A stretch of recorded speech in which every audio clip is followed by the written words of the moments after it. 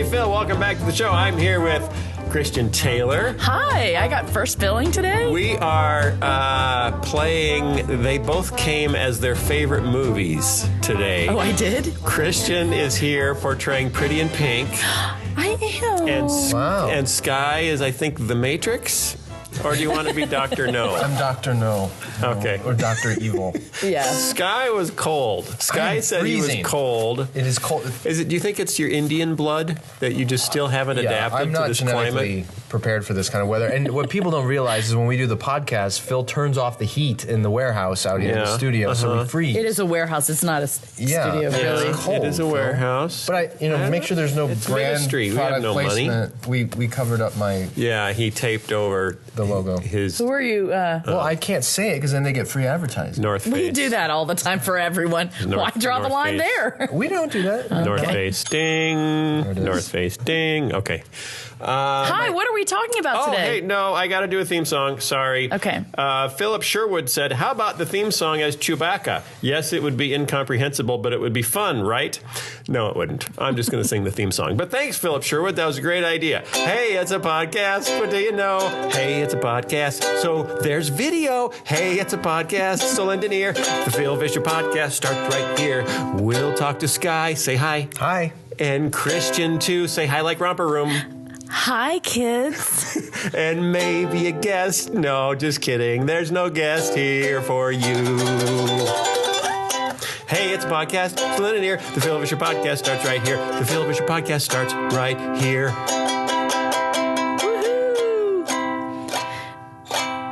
Why are there pink balloons here? It's Christian? Valentine's Day, and Actually, as we're recording, you're actually recording on. It is, Wow. and I brought you guys a present. I did. This is one of those embarrassing moments when the men have nothing. Yeah, we got presents for you, it's too. It's a typical Christian. Valentine's Day. Oh, give them your parka. So this one's for you. Thank you. And this one's for you. And is there a significance behind the different variety? Yes, we usually get paid. Peanut This one butter. has crisp rice in it because you're kind of Crispy. and you snap, crackle, and pop. Is this a reference to some Asian heritage at all? And he gets peanut butter because he's smooth and silky. Whoa.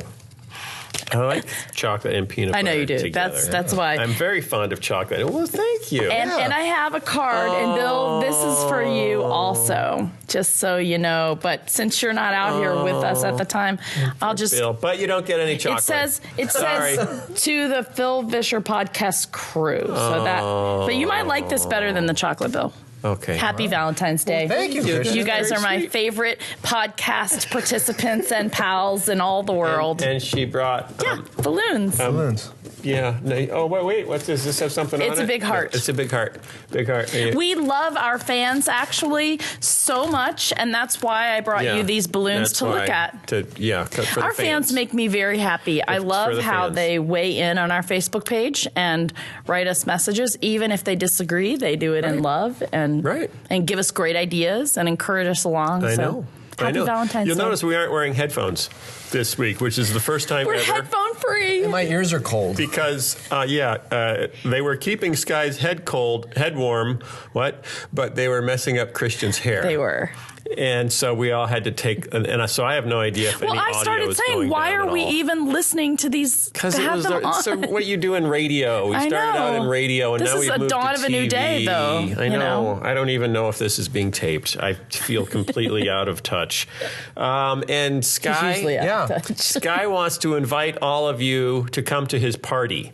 Sky, tell us about your You're party. having a party? I hadn't heard about this. Well, it's not exactly a party, but hopefully it'll be a lot of fun. So we are doing a first ever Leadership Journal conference, but it's not Leadership really... Journal, that's the magazine That's that the you magazine, edit, right? Yeah. It's Okay. for pastors and church leaders, although you don't have to be a pastor or church leader to come. Why would I come? Because it's also for people who are interested in the integration of faith and work. Okay. Oh, like what's talking about in your book. Oh, yeah, like what's in Futureville. So we are doing a series of 6 one-day events around the country in different cities. The first one is in Chicago, right here, on March 13th. March You write 13th. that down. Here's what. Here, write it Who's down. the speaker? There are a couple different speakers who are going to be there, but before I tell you who the speakers are, the conference is called Leadership Journal Live, Redeeming Work.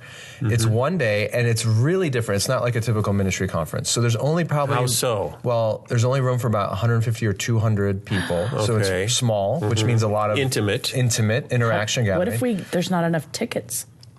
We'll deal with that. I hope the speakers you've chosen are social and like to interact in a small group setting like that. That could be a problem. Especially if you invited Phil Vischer. The event is going to be happening not at a church or some kind of bar venue. No, not at a bar. We're having it bus station at a glass blowing studio. That sounds interesting. In the West Loop. It's really cool. Because we're talking about the integration of faith and work and vocational discipleship. Right. So we should do this at a place where people are working. Right. So we're going to do it there. And where sky won't be cold. That's right. Because it'll be furnaces. Nice hot furnaces in there. We're having a food truck cater the whole thing for lunch. I'm totally coming to this party. It's going to be really cool. So the speakers are myself and Amy Sherman, who wrote a wonderful book called Kingdom Callings. Ding. Yeah, really fantastic stuff. And Aaron Nyquist is going to be there. He's a worship leader at Willow Creek Community Church, good friend of mine. And he's done a great job in constructing a liturgy of work through music, which will be really neat. We'll have a number of other local pastors there sharing about their own church experiences. And then the evening dinner, catered dinner, is with Phil Vischer. What? You are invited? He is invited. Wow. When were you going to tell me? Yeah, well, we got him really cheap. So... That's because you do his podcast for really cheap. No, we didn't get him for really cheap. Trade-off. No, Phil's going to talk about his own understanding of his faith and his calling and vocation and how the church can or cannot contribute to such things. Cool. So it's really addressing a lot of these felt needs that are arising in the church today around young people who aren't married, don't have kids. How do we reach them? They're getting their identity through their work. All the research that's showing how important vocational discipleship is becoming, but pastors don't feel equipped to deal with that or know how to do it. So it'll be a great time of learning. The first one's in Chicago, March 13th, and then we have Minneapolis in June and Denver in September and a couple of other cities. So go to leadershipjournal.net and click at the top of the page on events, and it'll take you to more information. And how much is this conference, may I ask? I think early registration is $79. For the day, and that includes food? Yes, it does. Why, that's the best deal going. It sure amazing. is. In conferences. Yes. And what all do you get for that? Do you get any handouts or notepads or a pen with the name of the conference on it? You'll get in something a bag? Like that, sure. Okay.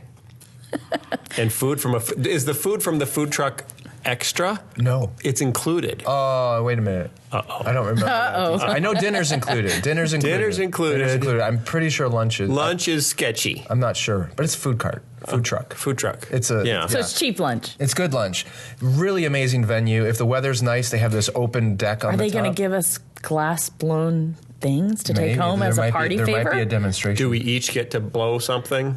Ooh, that would be fun. I don't know if there's liability issues. Yeah, I think there probably are. But because it is a smaller setting, there'll be a lot of interaction, so you'll actually get to hang out with Phil a little bit, or me. They're going to be storming the door now. Yeah. I mean, I don't know what you're going to do about that 100 and whatever. You could get your picture taken with me and Sky. And me, because I'll be there too. You can come if you can get in. It's a hard ticket to get. I guess I better buy that today. Cool. So we'll all go, and that'll be fun. We'll be there. Hey, we have a book to sign. Oh, yeah, we have a book to sign. Yeah, one real quick. Who's it for? We have a winner. Yeah. We do. Wanda Turner was the first person to weigh in and say, I want that first book. And Wanda lives in... what did I say? Brunswick. No. Nova Scotia. British Columbia. But it's a funny name, like... Wanda? Yeah, Wanda, W-A-N-D-A. That's not a funny name. No, the town. Oh, I like the name Wanda. Yes, tell us why, Phil. Name. Remind us. I mean, Sky. When I was 5 years old, I had an imaginary friend named Wanda, but she was from Toronto. She was not from British Columbia. But you know what? How funny. There's such irony there. You're sending a book to Wanda in Canada. Yeah, okay, maybe this is your imaginary friend. I'm signing this for Wanda, and I'm going to sign it, and then I'm going to have these guys sign it too, and then we will send it to you, Wanda, so you'll have all of our signatures. Yes. Even though Congratulations. We can only send it as far as the U.S.-Canadian border, and you will have to drive down and pick it up. There you go. And you have a record in the video of us actually signing it. Wow. How about that? I'm going to put a heart because it's Valentine's Day. Oh, that's nice. I'm going to just sign my name. No, maybe I'll do Bob the Tomato. Yeah, do Bob. Here, everybody needs a little Bob. as I always like to say. Phil's actually quoted in chapter 1 of this book. Hey, that's awesome. Y'all know each other too well. Hey. Y'all do a lot of cross-marketing. Did you recognize that? Yeah, we do. Because that's what makes the world go round. It is. Okay. These days, All anyway. right, enough with Let's the get on with the announcements news. and That's for promotions. Wanda. This book is for Wanda. Now, it may take Sky about 6 months. We don't know how good he is I at will, follow-up. I will get it shipped in the next few days. But, Okay. you know, in stages. We've now signed it. There you go. Okay, how many people think Sky looks like a kick-butt astronaut? Me. Like the villain astronaut? I think I am the Bizarro Michelin Man. That's good. I'll that go with good? that, yeah. Okay. Or actually, you You can need be... quilts on your head, too, though. Right. You need little puffy things. So have you ever been to church before? I go regularly. Have you ever gone naked? You would not want to see that. I'm just saying. I'm there's- smart enough to know that would not be good. In the weird news category, there's a nudist congregation in Virginia, Really? Southampton, Virginia. About an hour's drive south of Richmond, there's a small congregation that doesn't care about material things. They worship the same way we were all brought into this world, naked. Even in February, when temperatures can average in the 20s, members show up in various forms, some fully clothed, others topless, many still completely nude. The Frozen Chosen in February, right there. Pastor Alan Parker says it's not about the clothes or lack thereof. He says it's about bearing his soul to Christ Okay. and leading his flock down the path of I righteousness. hope he preaches behind a large pulpit. He does, but he steps out from behind it quite often if you watch the To video make a point? clip. You've watched a video? Yeah, there's a video clip online. Is it rated X? It's blurred. It's blurred. It's, I think, blurred by the Holy Spirit. I think it's actually, if you go there, it actually is blurred by the Holy Spirit. So they didn't. Anyway, people are more open as far as hearing the Word of God and speaking the Word of God. What? If you think anyone here finds church attendance titillating, you'd be wrong. They're here to find inner peace, and Pastor Parker believes that starts with accepting themselves. There's not a feeling that you have to be better than one another physically, Pastor Parker said. We're humans. We have scars. We have what we have. It's learning to love and accept that. Okay. So we're supposed to bear our there is a souls. historical precedent for this. There is? Yes. What? In the early centuries, baptisms were done nude. How do you know that? I know. I think it's in the Do you have Didache. pictures? I think it's in one of the very early church documents. And the reason it was very symbolic because people would come to the baptism ceremony, which was usually outside publicly, right? And remember, public bathing was very common in the ancient world. Yeah, so nudity but wasn't was it not. like just all men? It was male centric, right? I don't know, but I don't think they they had co-ed would public strip nude off their old bathing. clothes. They'd go into the waters of baptism. They'd be put under. Take off and- the old robe and put on Exactly. the new.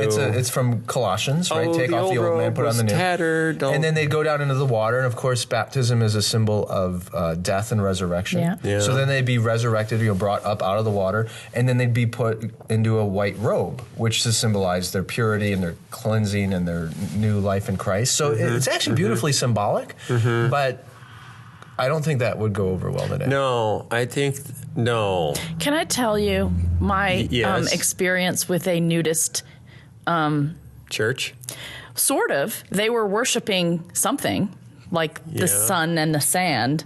But concerned. I took my little boys to Toronto this past summer. Did you meet Wanda? And I didn't meet Wanda, unfortunately. But when I rushed in there to see the sunset, and when I got to the hotel, I asked the concierge, where's the best place to watch the sunset? And he goes, oh, you have to go to Toronto Island, and you have to go to this beach. It's the best anywhere. And I said, great. We were in a hurry. We rushed down to the docks. We bought our tickets, and we hopped on the ferry, which you have to take to get there.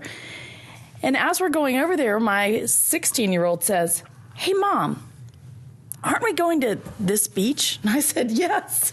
And he goes, you mean the clothing optional one? And I said, oh, my word, what do? I am on this ferry with my two sons headed to a nudist beach. Well, you get to see the sunset and the moon rise at the same time. It was quite shocking. When we went out there, it was very shocking for my children. There were some very large people that they said, This the funny is not thing good is for me. about nudism, They're marine mammals. it's not necessarily the people that would be your first choice. Yeah. Yeah. Typically. I mean, why is that? Sky, you're a pastor. I'm not a nudist. Why are you asking me? I'll tell you what, though. When I was probably 10 years old, I was traveling somewhere overseas with my parents, and it was a predominantly French-cultured space. Yeah. And it was rather tropical. And Well, that's a bad combination. well, yeah, and there's a whole lot of hairy armpits and topless women, and men in very tight-fitting. And topless armpits and hairy women? Yeah, all kinds of weird stuff. But I was 10, 12 years old, and it's not right. Right. For that. When that was the thing. They were so shocked. My 16-year-old said, "I wish my eyes could unsee that." Like they truly were Right. scarred by having The first G-string I ever saw was on a 70 Where have we gone? a 70-year-old man on a beach in Chicago. Are you kidding me? It was actually at the Warren Dunes, I think. It was like the Warren Dunes State Beach. And then this old guy just wandered by. I'm like 12. I'm like, make it go away. I don't like it. See, when you're that old, though, the old guy and the thing, he doesn't care anymore. I know, but I do. Yeah. I care. That's the problem. It scared me. Yeah. Could you point them to a passage of scripture that would say you shouldn't be doing that or not? Well, modesty. Peter tells women to dress modestly. Yeah. I don't know if But he does does that it That's apply- cultural. But I think so much of that Yeah. is assumed for men, especially in the culture, that a Right. self-respecting man in the ancient. does not preach in the nude. Yeah, pretty much. Well, what about would the verse apply not to be a stumbling block for others? Because I mean, I don't think they're. That's a little different because I don't that's think any of them are attractive enough to make. well, you other's- don't know that. Well, you could make them stumble in the Watch the opposite video. way. I don't think I'm going to do that. Make There's them stumble in the opposite the direction. stumbling block thing is a little different because that's an issue of Christian liberty that Yeah. Paul's talking about in 1 Corinthians Well, 9. they're saying they have Christian liberty enough to do this. But if it's cultural, if modesty is defined culturally, a church in the bush in Africa would be different than a church in New York City in terms Yes. of what you consider modesty. I think so if you're at a nudist resort, which is where this is, So they're contextualizing the gospel. Is that what you're saying? right. very, this is our community. We're trying to reach the people in our community. Why is that's the kinda- pastor nude? I don't know. That's kind of different if it's set in a nudist It is in a colony. nudist Become all resort. things to all people. Is that what we're kind of going here? I don't know 1 where I'm going. I don't know. What do you guys think about that? Yeah, okay. I wouldn't attend. Come to But you wouldn't go to a nudist colony come either. to our Facebook That's page and tell us if you think there's a good biblical reason for nudist worship. I remember thinking when I was a kid, I was already beginning to have these budding theological thoughts, and I thought Adam and Eve were naked in the garden, and if God is restoring everything to the way it used to be, then We'll all go back to are be we all going to be naked? naked? And I actually had I did not want to be a part of that. Interesting. That did not. But Right. then I finally got to Revelation. I have Take always off the wondered old robe and why put on did the he new. just make them naked? Why didn't Why don't we have clothes built into our biology? No. like Why- a Disney doll. I mean, the sign that they wore fig leaves was his sign to them that No, they didn't wear fig leaves. what'd they wear? They were clothed. He gave them skins. yeah, he killed animal animals skins. and skinned them after the fall. Yeah. Oh, that's Fig right. They leaves were is in art, they 'cause hid they behind needed- the tree. Right. Right, They hid behind the tree. That's what I'm and thinking it was about. a fig tree.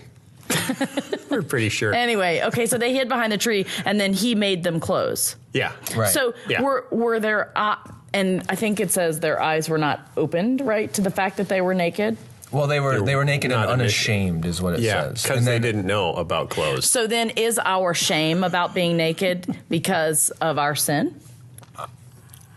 I think what I haven't studied this. We in weren't depth, going to but- do the whole episode about nudity. I think the, But- the they were naked and unashamed piece speaks to their innocence, their childlike innocence. And after their eyes are open, after they eat the Right. fruit, they realize that there's a self-awareness of I'm incomplete. There's something lacking in me, Right. and so then it's hiding oneself. I see. So Suddenly- just like little children run around naked, and they don't care. But you get older and you become self-aware. And Right. you go, oh, this is not That's an appropriate. interesting parallel. You're right. Yeah, that was the first time they noticed stretch marks. Like, oh, I got stretch marks. I feel ashamed. I'm sure that's exactly what it was. Okay, interesting story.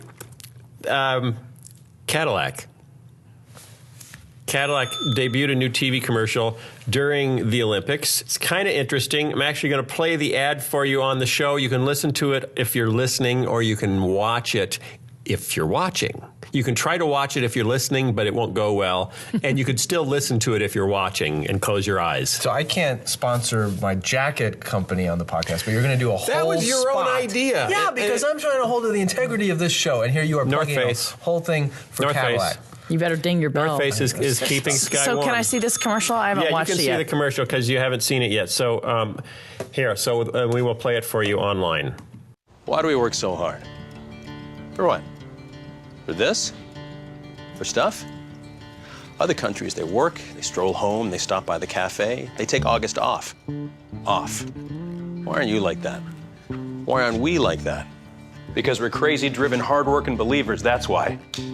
Those other countries think we're nuts. Whatever. Were the Wright brothers insane? Bill Gates, Les Paul, Ali. Were we nuts when we pointed to the moon? That's right. We went up there, and you know what we got? Bored. So we left. Got a car up there, left the keys in it. Do you know why? Because we're the only ones going back up there, that's why. But I digress. It's pretty simple. You work hard, you create your own luck, and you gotta believe anything is possible. As for all the stuff, that's the upside of only taking 2 weeks off in August. N'est-ce pas? Wow. What does he say at the end there? I think he says something in Italian. Like Vespa? No, it's n'est-ce pas. It's French, Oh, je ne sais right? pas. No, it's n'est-ce What pas. does it Like, mean? right? Well, that's un-American. Okay. So, Jonathan Merritt, who's a friend of Sky's and a Christian blogger, said this. He's a journalist, really. Oh, yeah, he writes for all sorts of things. He's not just a blogger. No. I will say it's a really good, well done It's a commercial. well-done from commercial. from Well a done commercial commercial. standpoint. Yes, it is a well-done commercial. And it's funny. The advertisement for the newest addition to Cadillac's opulent fleet encourages Americans to continue worshiping at the altar of work and stuff because, well, it's worth it. That tingly feeling when you power up your expensive car or jiggle the handle of your mammoth McMansion is what really matters. Any sacrifices made in terms of spiritual vitality, the well-being of one's family, or personal health are little more than collateral damage. And I think that the commercial should have ended. This is my version of the commercial. Because he passed by two girls in the living room. And ignored them. Apparently his daughters. Should have ended with a tight shot of the two daughters. The younger one turns to the older one and says, "Who was that man?" And the older one says, "That's our father." And the younger one says, "I thought we were orphans." That's how the ad should have ended. That would have been a Phil Vischer ending for sure. It would have been honest. So, and then Jonathan Merritt goes on to say, so Christians should be bothered by messages such as this one, but they aren't. In my faith tradition, evangelical Christianity, I'm struck by an absence of preaching, teaching, and talking about these kinds of biblical ideas. Perhaps it's because materialism has become a respectable sin, or maybe it is because we need the wealthy to bankroll our massive ministry budgets and mammoth church building projects. Had the Cadillac commercial featured a gay couple cranking the car and driving away as wedding bells rung, there would have been a tidal wave of criticism from conservative Christians. If it had been laced with GoDaddy-esque busty sexuality, they would have decried the moral decline of American culture. But you'll not hear a peep here. Their silence is just another sign that that much of the Western church has Americanized the Christian gospel. I agree with him. Agree or disagree? I agree. Christian Taylor. Okay. I agree. Sky Johnny. I kind of agree. Yeah, although I just saw that ad actually for the first time. It ran like the night before last. I was watching the Olympics with my daughter, and we both turned to each other on the couch. And I was like, what the heck was that? I mean, it struck us both that it was nuts. Because they get to the point in the ad where he says, Europeans, they don't work so hard. They take all You think it's going to say, and he says, you need to chill why out. Why are we like the way we are? And I'm thinking, yeah, why are we the way we are? Tell us to take it easy and relax and value the important things. and enjoy our families a little more. Yeah. And then he goes, we are the way we are because we're kick butt. And they're lazy and French. And we do look this. what I've got as yeah. a result of my kick buttiness. One of the things my is- girls don't recognize me, but I got a hot car.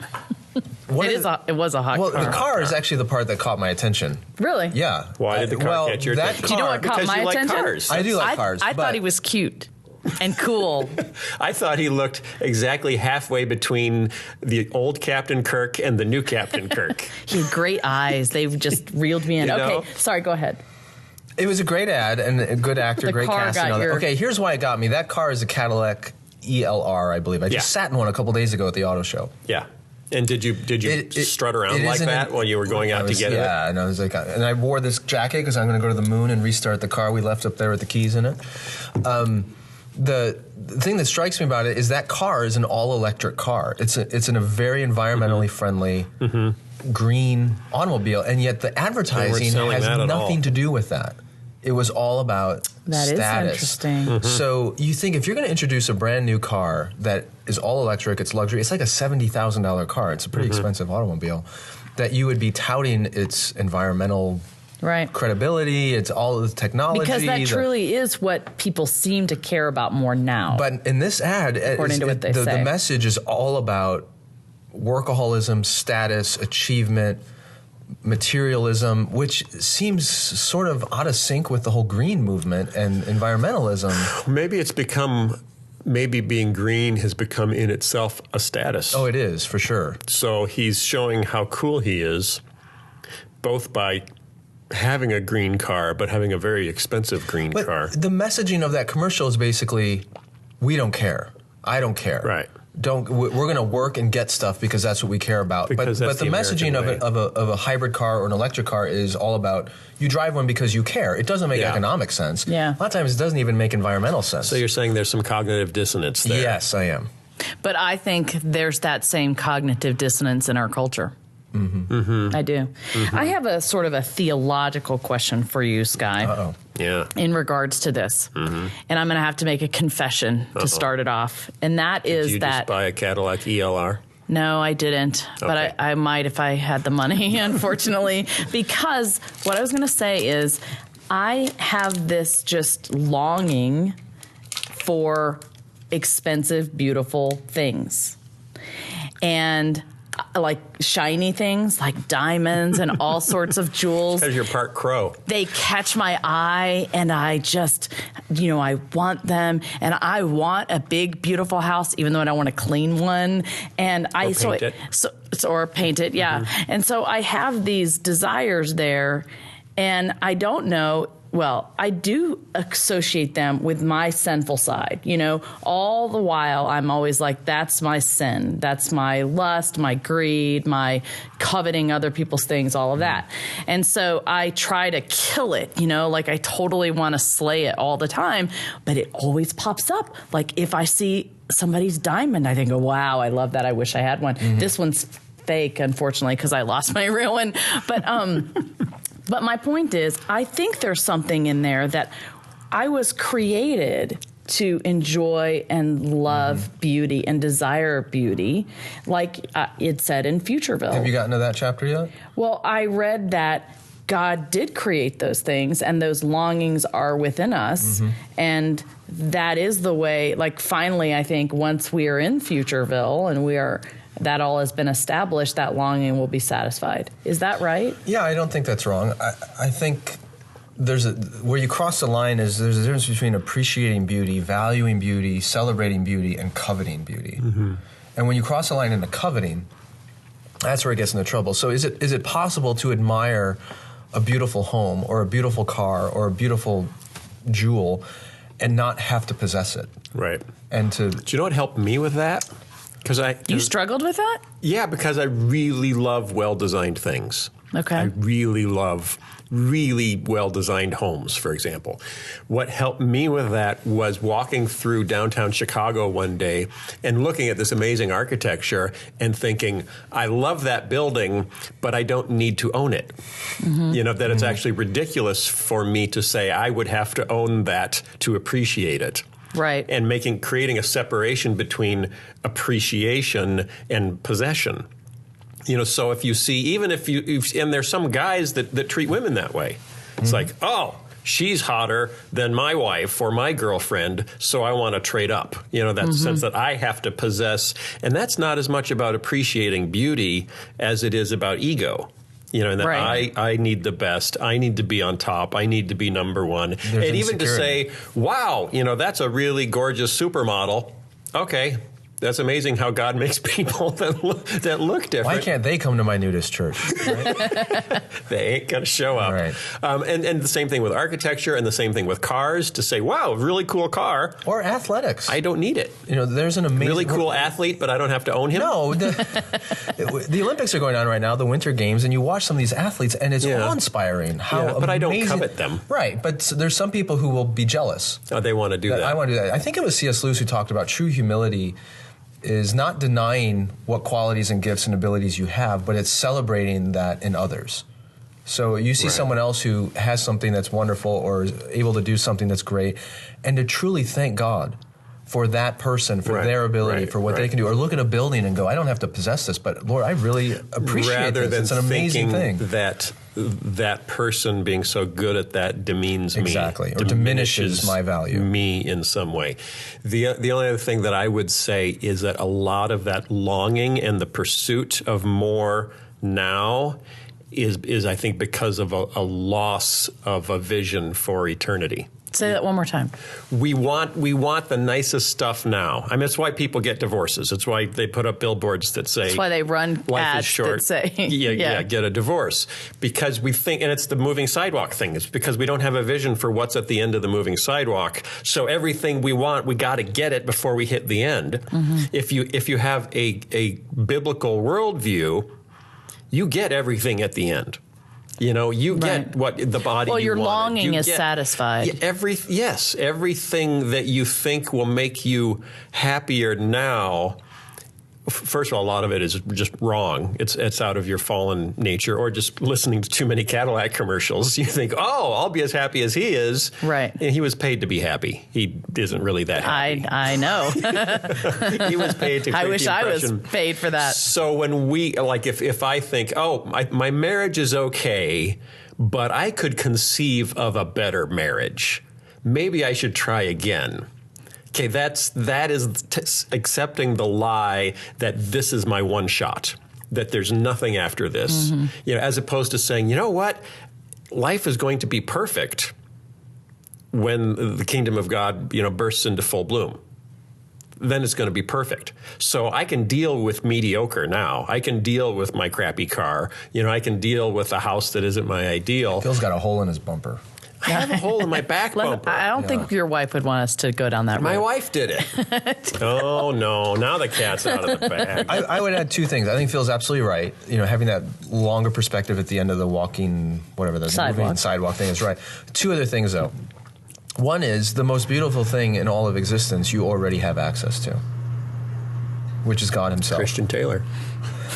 Oh, God. God himself. God. And thanks, Phil. That was my Valentine's present. Thanks. Even David says in Psalm, is it 27 or 29? I think it's 29. That one thing he longs for is to dwell in the house of the Lord all the days of his life, that he might gaze upon the beauty of the Lord. So our longings for beauty in other things is really a reflection of our longing for the ultimate beauty, which is God. I do know that. Once we recognize that and we already have access to him, then it puts the other things we desire in perspective. The flip side is, well, as we enjoy God's presence more and more, we discover the inverse is also true, which is that we are more valuable to him than anything else. And if we believe that we are of exquisite value already, apart from needing to acquire all these things and all these affirmations, then it frees us to actually enjoy the world and enjoy the things in life without having to possess and covet them. But if we lack that sense that we're valuable and we lack a vision of how valuable God is, we're going to go searching for that in all the wrong places. Right. So that's where you can begin to ground it in your life now as you anticipate the fulfillment of it in the future. Well, can I ask you to hone in on the word covet? Because I think that's the part that's tricky for me. Because on the one hand, I can appreciate other people's talents. I can appreciate their homes. And it doesn't make me jealous or feel like I'm diminished. And I'm not going to pursue that thing. I'm not going to do whatever I can to own a diamond ring or to own this house. But yet I still like feel this longing in there for those things.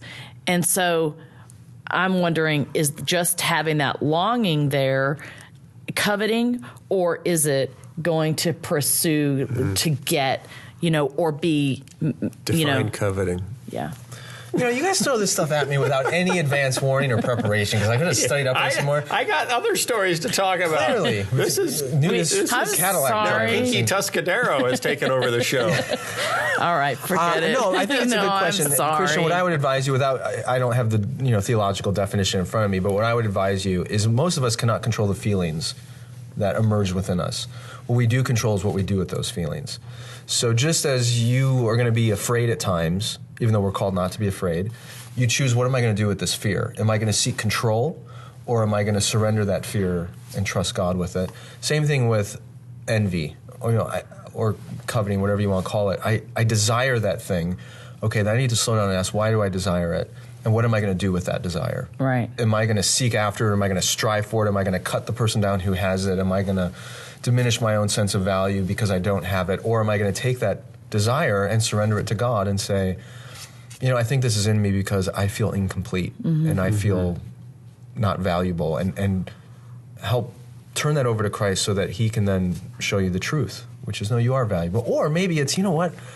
I kind of possess that because it's just beautiful and it's just amazing, and to turn that into an act of worship and go, Lord, thank you for creating such amazing things, and I'm just going to enjoy this, though I don't possess it, as something you made, which is a good thing. So don't beat yourself up for the feeling.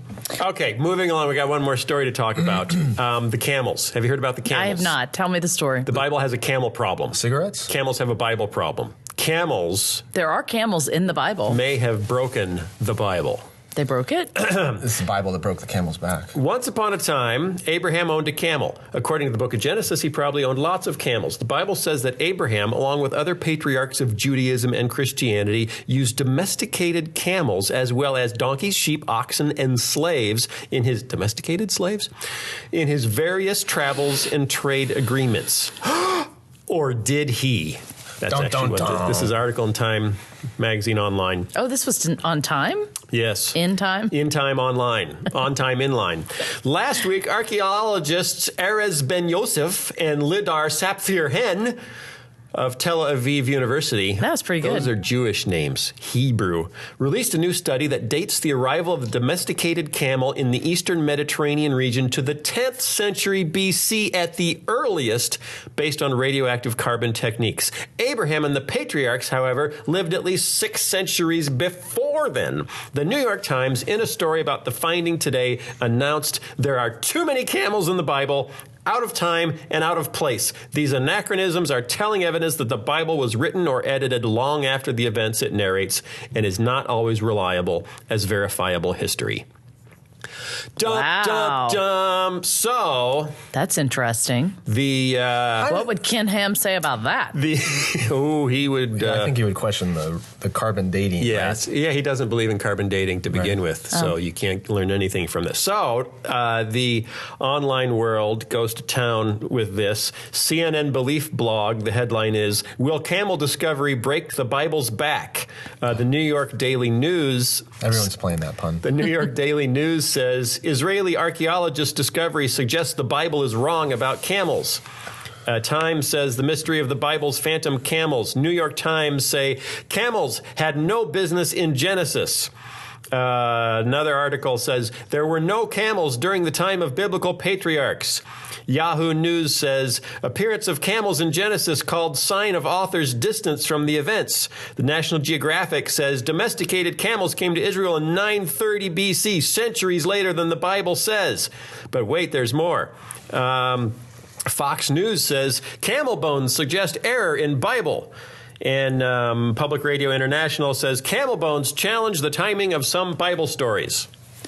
Wow. So it's big news now. If my faith were contingent on a 10th century BC camel rising from the dead, I would be concerned.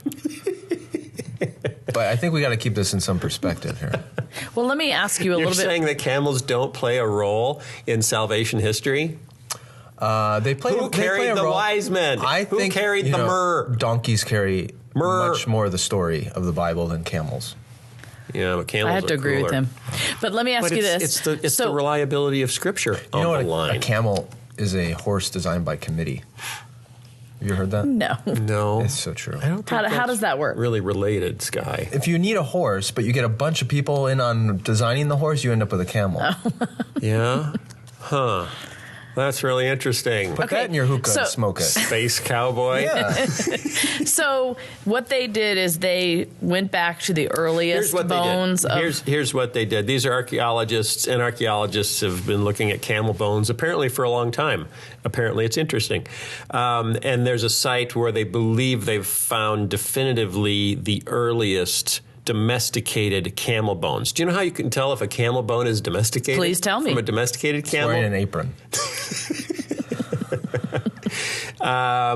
It's heavier, it's denser because it's used to carrying loads. Wild camels did not carry loads, and there's also like more abrasion on Stress the fractures joints. and things. You can tell that a camel worked So harder. that's what's wrong with my knees. Yes, you. You've been domesticated. Remember when we talked about she camels and heat? Remember that? So anyway, and they concluded, these two guys concluded very specifically that they believe in this region they looked at, domesticated camels don't show up until about they're so specific, they say about 930 BC. That's crazy specific. Shockingly specific. That's like saying 930. But is that in the same area of the world where Abraham and all those people were? In the Levant. Okay. Which is that general region of Okay. the world. So, there's a couple things interesting about this. Number one, all the other news media that jumped on it and tried to come up with provocative headlines for it. Right. Bible wrong.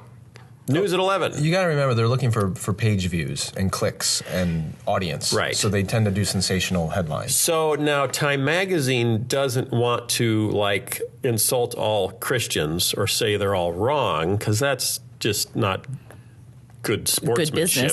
Good business. So they interview a professor of religion at Duke University, Carol Myers, who's a more liberal scholar, who says, simply, people in biblical times understood and wrote about their past differently from people in the modern post-Enlightenment world. We expect history to provide an accurate narrative of real events. She explains, the biblical authors, composers, writers used their creative imaginations to shape their stories, and they were not interested in what actually happened. They were interested in what you could learn from telling about the past. They go on to say, understanding the case of the phantom camel as a fight between archaeological evidence and biblical narrative misses the entire spiritual point of the text, as far as these scholars are concerned. Anachronisms and apocryphal elements do not mean the story is invalid, but instead give insight into the spiritual community in a given time and place. In this case, camels were a sign of wealth and developing trade routes, so it's likely the biblical writer used the camel as a narrative device to point out power and status. So what these scholars are saying is, basically, we don't really believe the Bible is true anyway, in a historical sense. Right. It's true in a spiritual sense. So the writers who made up these stories put in whatever elements made sense to them to communicate what they wanted. Which is a pretty common characteristic of art and literature. So you go back and look at Leonardo da Vinci's paintings of biblical scenes, like the Last Supper. And the disciples and Jesus are depicted essentially in medieval European settings, Right. with tables and furnishings and clothing, rather than first century Judean settings. So we tend to contemporize whatever it is we're talking about. And, Right. and they're saying that the writer of Genesis did the same thing. And was not Moses, was not what would traditionalists would Right. hold to, was someone hundreds, and actually one of the people interviewed in one of these stories said, clearly these stories were written thousands of years after the events, which would put them sometime in the Roman Empire that they Right. were written, which doesn't make any sense at all. So interesting, because there's two reactions here. One reaction is, oh, well, the Bible's all wrong, just as we've suspected. The Bible's all wrong. The other reaction is, but it's not wrong in that sense, because it wasn't meant to be taken literally anyway. It's just spiritual stories that make you feel good and inspire you. And one of the scholars actually said, the authority of the Bible is what we put in it. It's not in the stories. Not intrinsic. It's us. That's a little scary. Yeah, and that's where people immediately went with this story. What no one did with this story is say, are we sure that's accurate? Facts, yeah. Are we sure that's the only way? So Phil, sitting here in Carroll Stream, Illinois, almost Wheaton, Illinois, and we're right down the street, sent an email to my friend John Walton, Old Testament Bible scholar, and said, hey, what do you do with this? And I wanted to share what he said, because he's actually knowledgeable. And no one did this. They talked to the most liberal scholars they could find that don't care about camels in the Bible, because they have thrown out most of the Bible. John said, this discussion has actually been going on for quite a long time. If you have either of my background commentaries, you'll find treatment on the topic. So he's actually written. Phil, if you would have researched this, I wouldn't have to spend this time writing this email. Domesticated camels were not common until the Iron Age, beginning about 1200 BC. But camels as beasts of burden in Arabia are documented by the end of the 3rd millennium. So roughly 1,000 years before the patriarchal period, there are camels showing up in the Arabian Peninsula as beasts of burden. But what is the difference between beast of burden and a domesticated camel? Domestic, I'm not exactly sure. But any camel used to carry something would be a beast of burden. Domesticated. But you couldn't get it on there unless they were domesticated. Means that you're raising them yourself. You're actually, so in other words, if you catch a wild camel... You can pile things on its back. Can you tell I have no idea what I'm talking about? If you catch a wild camel and say, hey, look over there. And when he's looking over there, you put something heavy on his back and you chase him in the direction you want to go. That's one thing. Okay. So John said, check out this book. And he sent me to another book by another guy with evidence of all the camels in the Middle East historically. Now, why Time Magazine didn't do this, I don't know. External sources for information about camels between 2000 and 1200 BC. Early 2nd millennium, for which we have the following. From Egypt, a camel skull. From the Fayum, some area of Egypt. Pottery stage of occupation within circa 2000 to 1400. From Byblos, which is in Lebanon.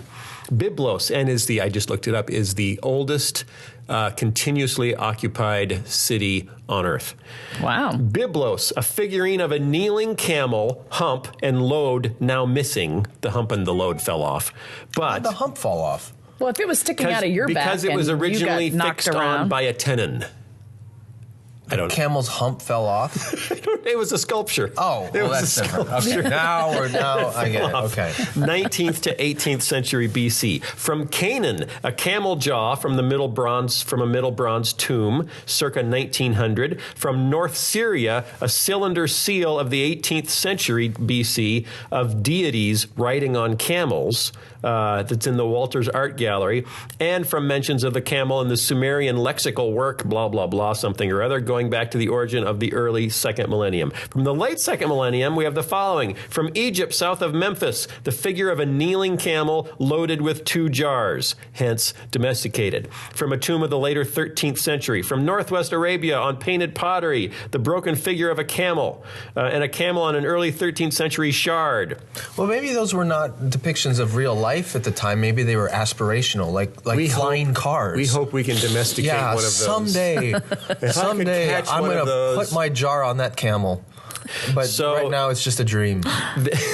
We have to wait until 930 BC. I'm going to put my jar on a camel, and then I'll be happy. They were coveting. They were coveting camels like we covet Cadillacs. I do love how circular our conversations are. And they were all naked. So this is from a book by Kenneth Kitchen. Isn't that a good name?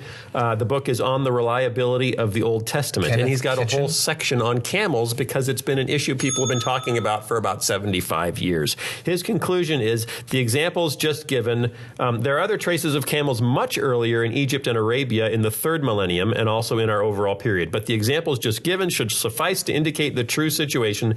The camel was for long a marginal beast in most of the historic ancient Near East, but it was not wholly unknown or anachronistic before or during 2000 to 1100, and there the matter should, on the tangible evidence, rest. So Wow. what What's the news story here about these archaeologists? The news story is... are they just wrong? For about 75 years, camels have been considered anachronistic in the patriarchal period because they're not common in archaeology from that period. Okay. But they have popped up in certain areas, so they're rare. John Walton finishes up by saying, for the biblical narratives, there does not have to be widespread domestication. Furthermore, one cannot simply depend on camel remains found in archaeology to make that determination. Camels would have been more often used in nomadic situations, and therefore we would not expect their remains to be found as often in settlements where archaeologists would excavate. That makes tons of sense. Radiocarbon dating can only be done on remains that are found, so it's difficult to use that information to determine when camels were first domesticated or used. Now, interestingly, if you think camels would more likely be used nomadically than in a settlement, the settlement they're studying is a copper mine. Where they started using camels to carry ingots of copper around, and that came from Egypt. So Egyptians, in fact, they believe they can trace the appearance of camels in the use of copper mining to the invasion of a certain pharaoh, who's also mentioned in the Bible, a historical pharaoh from the Bible, which means camels were used like that more often in Egypt, which the first reference to a camel in the Bible is Abraham when he's in Egypt. So that was where he got his first used camel. You could argue that, there's no reference to Abraham having a camel before he was in Egypt. Right, but then he discovered the used camel lot, and they put him in a very nice used camel, and he brought it back to Canaan. It was when he along with his husband when he lied about children. his wife to Pharaoh and said, "She's my sister, because he talked just like Pa Grape. Right. She's my sister. You can have her. She drives me crazy anyway." And he was so thankful because she was the most beautiful 100-year-old or 75-year-old that he'd ever seen, however old she was at the time, that he gave him lots of gifts, among them camels. And the fact that Abraham and the patriarchs were nomadic, they didn't have large settlements, which means there's nothing to dig up archaeologically to look for camel bones, stuff like that. Hard to know where to look. Their camels are just dead and buried in the sand. So the issue, that's not proof. That doesn't mean, clearly we have proven that the Bible is 100% historically accurate. That's not proof. But what I want to balance and kind of point out is how quickly the media jumps on, any bit of news that can be painted as, the Bible's wrong. The Bible's wrong. Whoa, that's big news. I always play this role on this podcast, so I'll just continue to play the role of the scary spaceman. Yeah, I don't. It's okay. I'm Pinky Tuscadero. I don't think it's that the media is anti-Bible or anti-Christian. What the media is pro-ratings, pro-page views, pro... I didn't say they were anti-Christian. I know, but I think when someone comes out with this thing and they go, we can say the Bible's bad, they know it's going to get page views. They know people are going to be all over it, and that's why they jump on it. Because then Time every Easter will do a big story about Jesus. Right. But again, I do think there's this aggressive posture, almost like we're in a sparring match, of people to constantly prove that the Bible and the Christianity is. There's definitely a group that is philosophically committed to that pursuit and believes it would be a benefit for human history if it was stamped out. If we could just get rid of this belief system once and for all. So what I really wanted to point out was, because so many, particularly Christian kids, can be destabilized by headlines. They don't actually read the whole story, or it just shows up in high school, or a friend of theirs just shows it to them. Oh, look, the Bible's wrong because of camels. Well, there you go. And I'm sure, just in my interactions with atheists, I'm sure this new bit of information, some of them will just add it. It's another arrow in your quiver that you can shoot at a theist. Right. It's wrong because of camels. Because of camels, that's why. That's why we know the Bible's wrong, because of camels. And so what I'm pointing out is just the lack of kind of journalistic integrity to say, let's look at both sides of this story. Because the sides they pick... Are you telling me that the media is biased? And that journalists don't look at every side of a story? I'm not saying they're biased. I'm just saying that they're lazy. Yeah. Wow. And there is a bias, particularly There was an interesting story on the rise of atheism. Big, long story in the New Yorker. I don't know if you saw it last week. I don't subscribe. Really long. It's online. And they asked this question, which was the central question. They were trying to figure out what point, when in history, what year was it when the burden of proof shifted from the atheist having to prove that their beliefs were valid to the theist having to prove that their beliefs. So basically, we all had the assumption there was a God. Right. And so if you didn't believe that, you had to prove why you had a good reason to believe that. At some point, and he suggests 4 or 5 different, kind of years, historical events, at some point that flipped. And now if you believe there is a God, you have to prove that you should have that belief. The burden of proof is on. Yes. What year did they come up with? Was it 930, the same year that the burden shifted to the camels? No. Around the time of the French Revolution was one of the proposals. Okay. Around the time of World War I was another proposal, and then there was one other one. In Vietnam, maybe, or the 70s. Depends what culture you're talking about. In academia, in French intellectual culture, it was earlier than it still hasn't hit Mississippi, for example. The burden of proof is still. That is true, actually. I'm here to say. So, but what this means is that the assumption is a conservative scholar who is a Christian and actually believes the Bible is true is flawed in his thinking from the get-go. So if you're a respectable mainstream magazine like Time, you're not going to call one of those guys and ask them for their opinion. You're going to call one magazine called a Yale Divinity School theologian, another one called a Princeton Divinity School theologian, and then Time talked to a Duke, the Duke head of religious studies. The assumption is you can't find accurate knowledge in true believers. Well, and that's new. But the other side of it is institutions like Duke and Yale and Princeton are across all disciplines seen as better, credible, or Harvard or whatever, versus a Wheaton College or Fuller or whoever else. So part of it is also the leftover residue of evangelicals fleeing from academia and establishing their own institutions rather than seeking credibility in established ones, which we've talked about in this podcast before. Right. I finished reading Dallas Willard's book, Knowing Christ Today, which I didn't even know existed, but it's really good. And it's about this topic. It's about, is spiritual knowledge still knowledge? Right. Can it still be counted as knowledge? Because our culture... It's epistemology. It's basically, yeah. And my sister recommended it because she'd been reading my interactions with all the epistemologically determined atheists and said, you need to read this Willard book. It's really interesting. So we'll talk about that one of these days. But right now we have to wrap up because we're all out of time. So we're going to sing, I think, probably about camels. I just want to say, I think we have a really exciting show next week. Maybe we have a guest. Yeah, we do. We have a special guest next week. Oh, yeah. And if you guys want an advanced preview, you need to pick up the new issue of CT. This article is also available online. It's called The World the Missionaries Made. Listen to the subtitle. They've been called racist, imperialist proselytizers. I can't say that word. Proselytizers. Proselytizers. They were also the greatest force for modern democracy. It's a fascinating article about sociological research showing that where... I don't want to spoil it, but where... But the author, Andy Crouch, will be here with us next week. He's not the author. He's the editor. Editor? He's my colleague. He's the executive editor of CT. He helped to put this article together. And he helped put the article together. He looked up pictures. He Googled the pictures that ended up in the article. What did he do? He didn't write it? He did stuff. He did stuff. And he'll be here to tell us what stuff he did. And he can talk about other stuff, too. He's a great guy. Oh, what do you do with a camel? It's a funny looking kind of a mammal, but it doesn't show up in the right layer of sand. According to two guys with Hebrew names that don't rhyme with anything.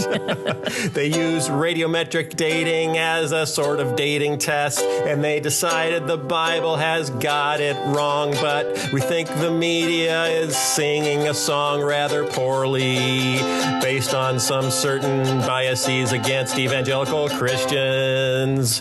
So pay attention to what you read. See you next time. Bye. You left out the nudists. And nudists.